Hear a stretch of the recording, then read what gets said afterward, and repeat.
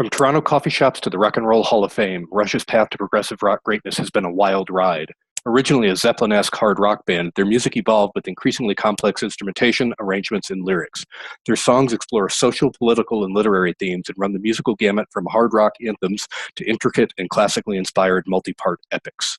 They are musicians who have influenced acts as diverse as Jane's Addiction, Metallica, Smashing Pumpkins, Soundgarden, Trent Reznor, and Rage Against the Machine, and hacks like this guy.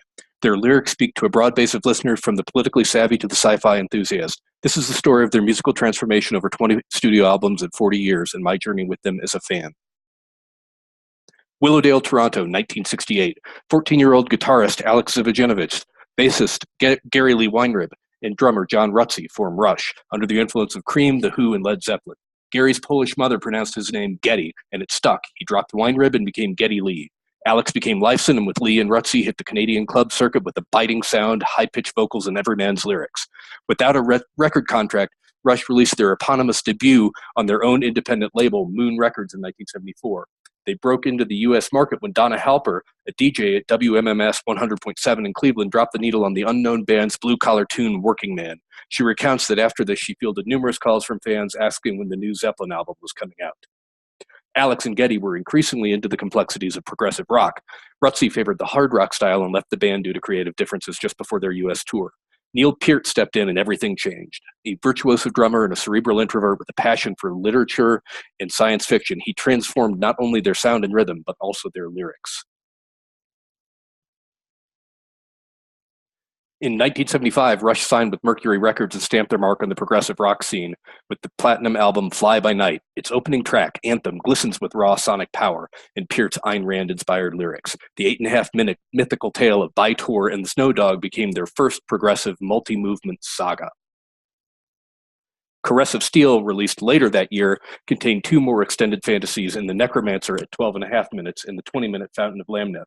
The rest of the album had a thrown-together feel, and despite some really good music, the album was a commercial flop. In danger of being dropped by their label, Rush needed a winner with their next album. If they were going to go out, it would be with a bang and on their own terms. They doubled down on sci-fi and social order with their 1976 breakout, 2112.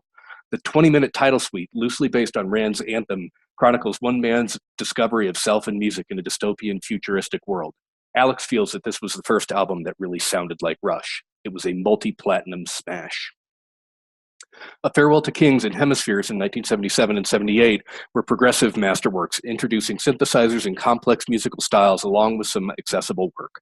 The 11-minute Xanadu, based on Coleridge's poem Kubla Khan, preceded the 3-minute Anthem to Humankind, Closer to the Heart. The sci-fi yarn Cygnus X1 spanned the two albums, while La Via Strangiato became their first instrumental. Rush entered their arena rock phase in 1980 with Permanent Waves. The Spirit of Radio, at once an ode to music and a jab at the industry, rocks hard with guitars, synthesizers, and a twist of reggae. Free Will lauds the independent thinker with lyrics like, "If you choose not to decide, you still have made a choice." Natural Science, a 9-minute journey through tidal pools and galaxies, was their last recorded multi-movement piece.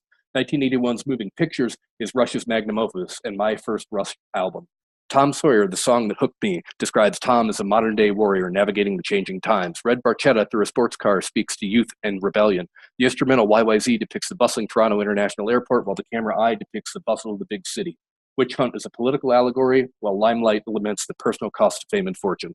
Rush's next 4 albums are underappreciated. They move away from hard rock and lean increasingly on synthesizers, losing many listeners. They remain, however, musically and lyrically solid. 1982's Signals produced the staple Subdivision, which laments the banality of suburban living, while New World Man offers an upbeat song of hope and social progress. 1984's Grace Under Pressure could not help but embrace Orwellian themes on a Cold War dystopian background, with songs like Red Sector A and Distant Early Warning. 1985's Power Windows explores themes of power and corruption with songs like The Big Money, The Manhattan Project, and Grand Designs. 1987's Hold Your Fire is a bit of a hodgepodge, but it generated fan favorites like Force 10, Mission, and Time Stands Still. 1989's Presto remarks the return to the guitar and bass while drifting away from synthesizers, a motif continued and amplified through Roll the Bones, Counterparts, and Test for Echo. Counterparts is particularly dark and guitar-heavy. These albums reflect the social milieu of the time, with attention to the environment, coming of age, and the HIV epidemic. Presto was my first Rush show, and I saw Roll the Bones twice and Counterparts once. Tragedy struck in 1997 when, in the span of 10 months, Neil lost his 19-year-old daughter, Selena, and his wife, Jackie. Neil took to the road on his motorcycle, covering 55,000 miles in 14 months in a journey of grief and restoration, later chronicled in his book, Ghost Rider Travels on the Healing Road. In 2002, the band released their comeback album, Vapor Trails, peppered with songs about hope, redemption, and recovery, and the first album in 27 years devoid of synthesizers. 2004's Feedback was a cover album in homage to the acts that they grew up with, like Cream and the Who. Snakes and Arrows in 2007 and Clockwork Angels in 2012 complete their studio opus. Angels is the concept album they always wanted to write, and backed by a full-string ensemble, tells the story of a young man caught between chaos and order and anarchy and tyranny. I'd be remiss not to say more about Rush's live performances. Their 10 live albums and 9 concert videos speak for themselves. I missed them on their 30th anniversary tour, dubbed R30, but caught them twice on Time Machine. This tour coincided with the 30th anniversary of Moving Pictures, and they opened their second set with the entire album in order. It was unbelievable. Twice. Rush was inducted into the Rock and Roll Hall of Fame in 2013 by Dave Grohl and Taylor Hawkins of the Foo Fighters, who opened the ceremony with a cover of the Overture to 2112, complete with the kimonos and platform shoes that Rush wore in the day. Geddy, Alex, and Neil joined in at the end, then segued into Tom Sawyer and the Spirit of Radio. It was a moving event and one long overdue.